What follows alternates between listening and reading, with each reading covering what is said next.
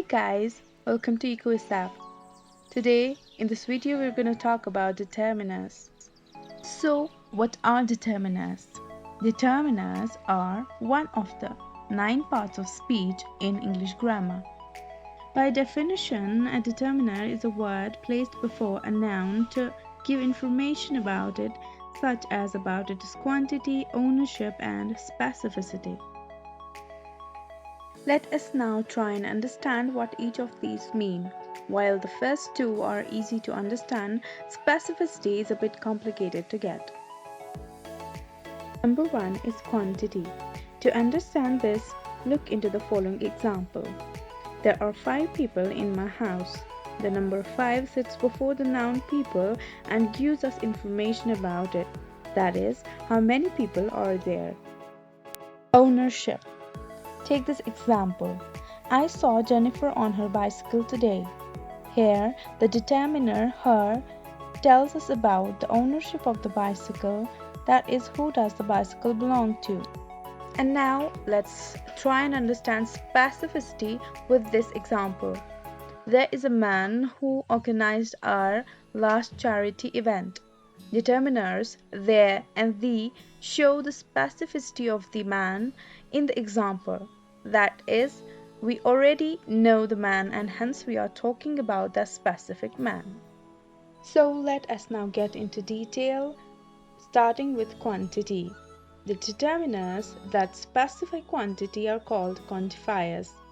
They can be numbers like 5, 7, 31, etc. Here's an example. I walk at least 5 miles every day. So here we have a quantifier before a noun giving us information about its quantity.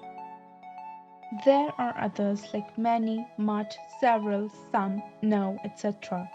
These are known as indefinite determiners because in this case the information isn't in exact amounts. Remember, these are also quantifiers. I didn't have much money to buy myself a brand new phone. In this example, the quantifier much sits before the noun money to give us the information about the quantity. Next, we look into ownership. In this case, the determiners are the words such as my, your, his, her, its, our, their, etc. These are called the possessive determiners. For example, you should have your meals on time. Well, here you can see the determiner your sitting before the noun meals to give information about ownership. Let's take another example. Few of her possessions were stolen in that heist. The determiner her sits before possessions to give the idea of ownership. In possessive determiner its, there should be no apostrophe. Remember, its with an apostrophe is a contraction which always stands for it is or it has.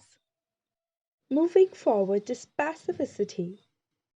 The most common determiners that talk about specificity are a and the. These are called articles.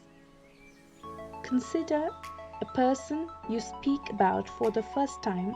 You will call him a person. The second time you speak about him, you say the person because it's specific this time. That's how articles are used for specificity. The other words used for specificity are this, that, these, those.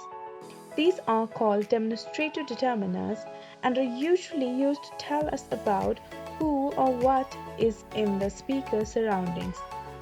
So they tell us the position of something, like whether something or someone is near or far, singular or plural. For example, if we say this flower, the determiner this tells us that the noun is near and singular.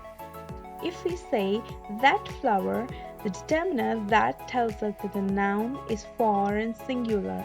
Now, if we were to say these flowers, the determiner these say that the noun is near and plural. And if we now say those flowers, the determiner those say that the noun is far and plural. Now notice these determiners speak quantity as well as specificity. That is why we used and in the definition, if you can recall, and not or. Now let's take a quick recap. The quantifiers are those which specify quantity. They can be numbers and indefinite determiners.